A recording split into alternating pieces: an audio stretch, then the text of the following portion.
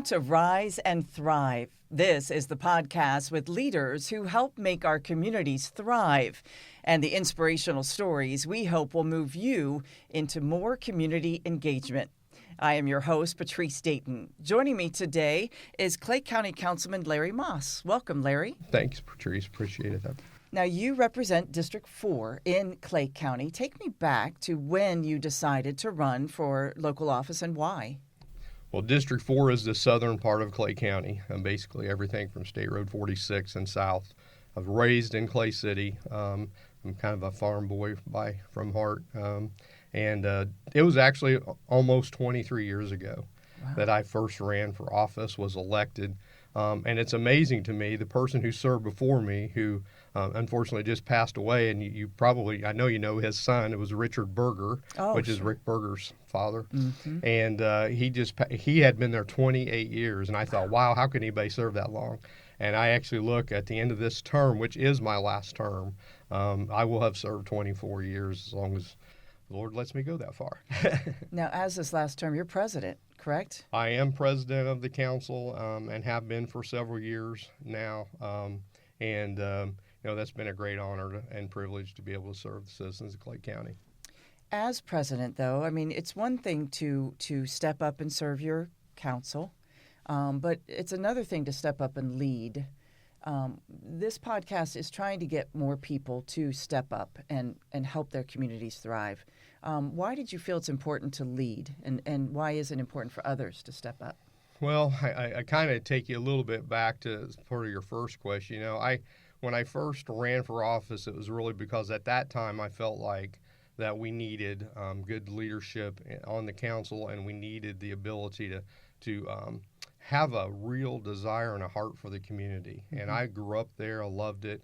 I saw, things that concerned me about, this declining population at the time and the businesses that were no longer there that were there my whole life. And so I had a burden to help grow the county and to raise my family there, which I have. And I'm now an empty nester with my wife, Claudia, of 42 years. Wow. Congratulations. And she was a farm girl from Clay City, too. Well, she was raised on a truck farm. And so she loved it and the small community, and we wanted to make it better. And so I had served in many leadership positions all throughout even high school and all the way back through college.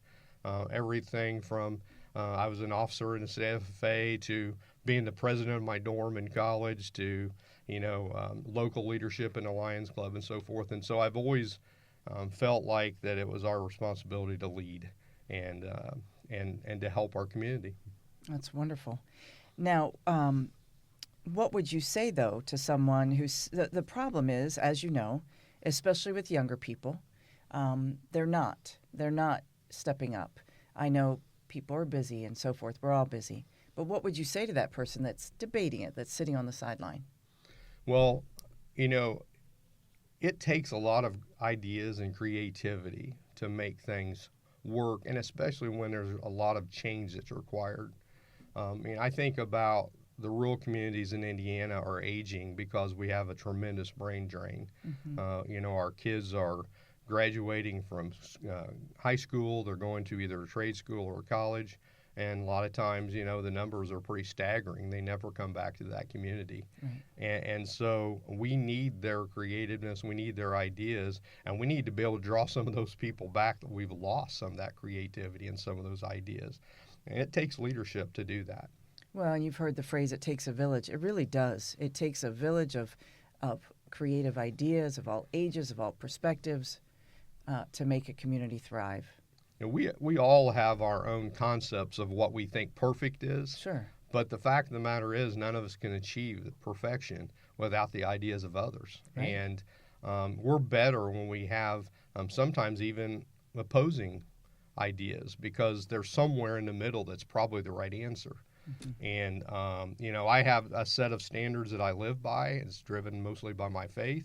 But yet, we need to find people who have differing opinions and to figure out maybe we're wrong about a particular area. We need to change this. And so we have to have people step up. Now, being on the council for, you said 23 years now, what have been some of your biggest challenges?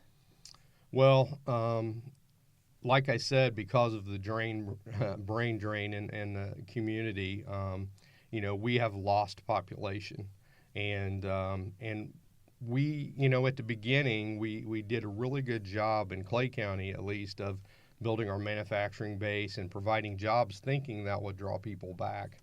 And actually, we got into a situation where we created more jobs than there were actually people to fill. Wow. And so that opened our eyes to one of the real problems we had is we had a lack of affordable housing, and not only affordable housing, but housing that fits different sorts of people. Sure. Because we don't want just young people, we won't want just older people, we want everyone. Right.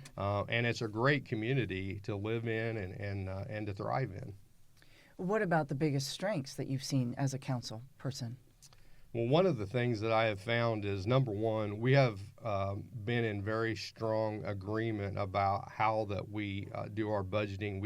We basically try to provide, number one, a common defense of the people, like the Constitution says. We have strong legal and law enforcement, and we have a safe community because of it. We have great people who serve in those areas.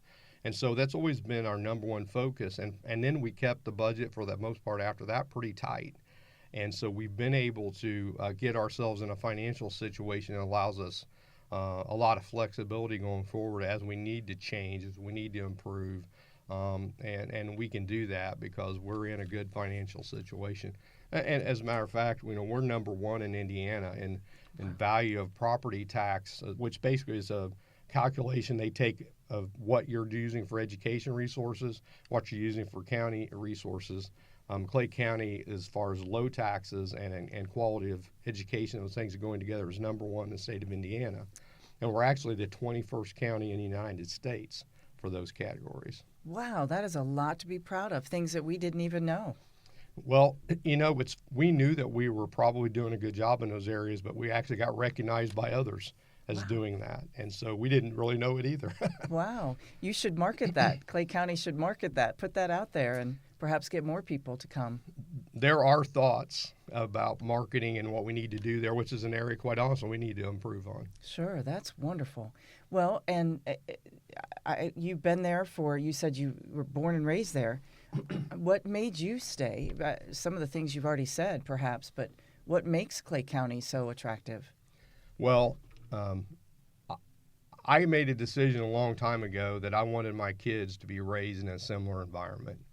And my kids grew up breathing fresh air, not exhaust. Sure. And they've all been, quite honestly, very successful. They're all college graduates, and 2 of the 4 of them are no longer in Clay County, but I do have 2 that are there. And my oldest is an attorney in Indianapolis, and I'll probably never get her back, and she's successful there, and I'm happy for that. I have a daughter that's a missionary, so she can't really serve there because Right. she actually is a missionary to Native Americans. But my my only son, I have 3 daughters and a son. My only son and my youngest daughter literally lives 100 feet from us. Oh, nice. And so we have 8 grandchildren there locally and another Nice. 6 in Minnesota. So we've been able to raise our children there and get them in good schools. They all have outstanding academic records, and I believe it's because of the quality of our schools. And my wife was a teacher, which was helpful. And so she loved the small community for her. I loved the small community for me. In my business as a financial planner, I could have made a whole lot of money going to the city. Sure. But there's more important things than money. And I have found Clay County has not only provided me a very satisfactory living, but it's just allowed me to have a close connection to the people and to my children's education and so forth. It's been wonderful. I wouldn't trade it for 9 other lives. Good for you. What a blessing. You really touched on something very important, though, the schools. The quality of the schools is so important. I know to our Hope Mayor Brandon Sackman was talking about trying to improve the quality of schools for Vigo County for that same reason. Clay County's got it figured out, it sounds like, which is wonderful. Well, we were fortunate because, there were some investments made back in the 80s that I think have paid off for Clay County. Of course, my kids were all in the South, so they all went to Clay City. Mm-hmm. It's a small school, but it's a school that, if you look at it from top to bottom, has a lot of success. We've got engineering students that have done great. We've had academic teams that have been great. And then we've had good athletics, too. So, Sure. it's been a good balance and a good combination. So yeah, we have been blessed, and Northview as well. I mean, tremendous high school, and then the elementaries are all relatively small, so kids get a lot of personal attention, and we have a lot of great teachers. I saw that firsthand. My wife had some wonderful comrades in their school as far as their teaching abilities, and it's been that's the one thing. She has retired. She misses her teacher friends. Oh, I bet she does. Yeah. Now, we often learn from failure, from mistakes, and everybody looks at failure differently. How do you look at failure? It's really not if you get knocked down, it's if you get back up. Mm-hmm. And I know that's an old cliche, but there's a lot of truth to that. Sure. Because a lot of times when you have failed at something, you have to go back and review, okay, what would you do differently? How do you change the outcome of that? And one of the interesting things is I find out a lot of times if I have had something that didn't work, it's because I didn't use enough collaboration. And that's where you need the creativity and ideas of other people. So, I really use failure as fuel. That's a great way to look at it. Now, what about leadership? You've obviously been a leader all of your adult life, but everybody has a different philosophy of leadership. What would be your philosophy? I am not a micromanager, and anybody who knows me will tell you that. And in Clay County and also in my business, we have selected people to work in certain areas that have talents. Now, when you're working in the county government, obviously they're elected officials. You don't have choice necessarily who those are. But I do believe that when you find qualified people, not only in office or people who work in those offices, that you need to make sure that you allow them to use the talents that they have, because not everyone is a wizard at everything. There are some people who are really good at certain things, and sometimes you might have to move them to a different area where they are really, really good. We have been blessed with some outstanding people in Clay County. I won't start to name names, because if I do, I'll get in trouble, but I can think of some people that work in our sheriff's department, in our courthouses, that are just outstanding at what they do. And so we provide the funding to keep those type of people. We're definitely a merit-based county. We don't just promote people because of the years of service necessarily. Okay. We have always tried to be merit-based, and we try to give them an opportunity and stand out of the way. And if they're not a good fit, then you make the proper change. But a lot of times, if you give people their ability to have their own creativity and freedom, they're going to excel because they're energized by it. They motivate themselves to do better and to build themselves up. So, a lot of times if you micromanage people, they feel very contained, and their productivity is a lot less. But if you let them thrive a little bit and be free, they can be so much more creative. I totally agree with that. Now, you had said something earlier about Clay County being fiscally strong. Mm-hmm. As you know, with the state and federal governments cutting back on funding for communities, that's a tough. Most small rural communities are in a bind right now for that reason, but it sounds like you're doing well. Well, we have always set back money in rainy day funds, and so we have a fairly good rainy day fund. And we have also been very good at just managing our money, quite honestly. We try to maximize the returns on what we have in reserves. We always try to spend less than we take in. The biggest challenges, and this is a challenge for everyone, and quite honestly, it's not easily solved. One of the budgets in a county that's always hard to meet and fix is the roads budget and the bridge budget, because that is coming from very specific state funds that right now we're just not getting. We actually really, in adjusted dollars, get less today than we probably did in 1980.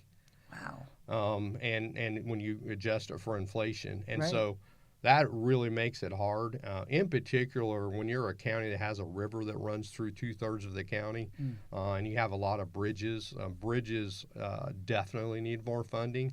So if you kind of take those two things out, we're in great shape. But you add those things back in, and it does create some challenges, although I think this year, for the first time in history, we're actually going to take money out of our more civil side of the government, and we're going to move it into bridges and so forth, highway funding, which is never really supposed to have been done. But we have the resources that we can probably do it, but it still doesn't solve the long-term problem, which is quite honestly, we need more funding from the state. Sure. And every community is facing that, They as are. you know. They are. Are you retiring at the end of this term? You said this is your last term. I'm retiring from public service from that standpoint, but I actually am retiring to do something. I have ideas that I want to do to help our community. Wonderful. In particular, my hometown of Clay City. My family and I have been put in a position where we feel like that we can do some things to help grow our economy a little bit and help our community. And so I don't really want to tip off too many things, but we do have some things that we want to do, and we're all healthy and doing wonderful, and we want to be able to do it while we can. And I have a lot of creative minds in my family, as you can imagine. That's wonderful. I wish you well. I can't wait to hear all about it someday. In the meantime, though, what would you like to see? What would be your dream for Clay County? Well, it's the one thing that I really want to see is again, reduction in that brain drain. Some of those young folks coming back. And quite honestly, I think some of our people who maybe grew up there but left, I would like to attract some of those people back. Right. And I think in order to do that, you're going to have communities that have maybe more amenities than they currently do. I think we need to dramatically, and I think some of I think of Fort Wayne and Terre Haute and some of those cities and the outlying communities around them have done a really good job of increasing, for example, walking trails and access to recreation. And we have a lot of water that you could access, and create an environment where people want to come back and live there, because we already have the schools in place. I believe we already have a low cost of living for the most part. The number one thing we lack, and is what we're working with, quite honestly, Thrive with, is to increase the number of housing available. I think we need housing at all levels in order to be able to accomplish those things. And so I want a safe community. I want a community that's not going to tax you to death. And I want us to have the availability of all those amenities that we've talked about.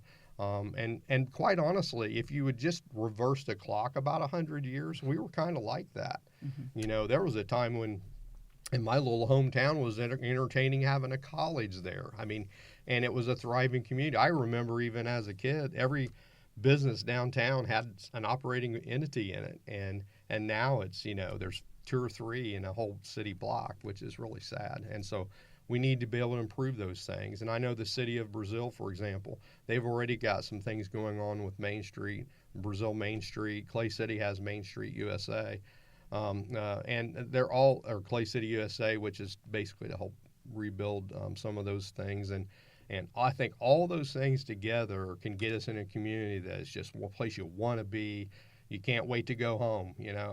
I've been fortunate to be able to travel quite a bit, and I love the mountains, and I love all these different things. But quite honestly, when at the end of the day, I'm ready to go home.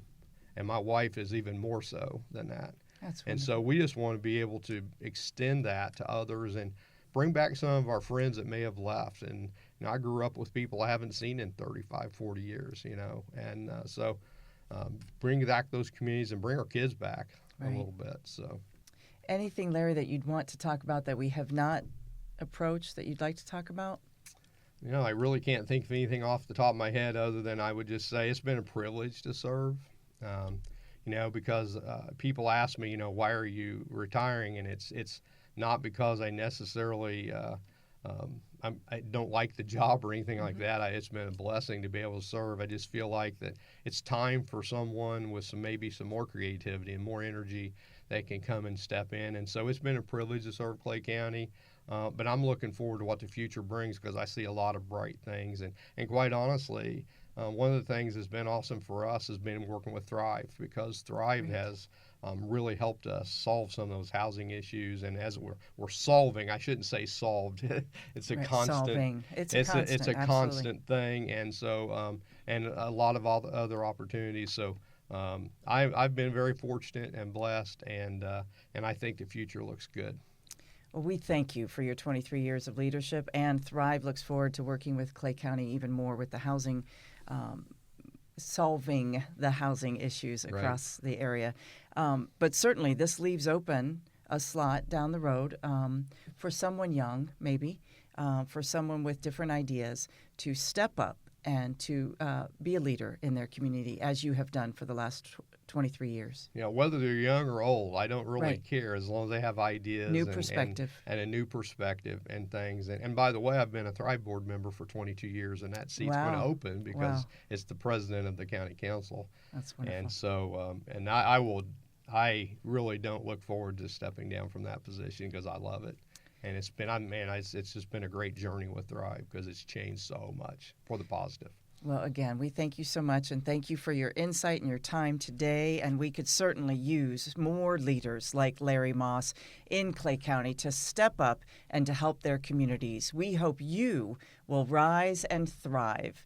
I'm Patrece Dayton. Have a great day.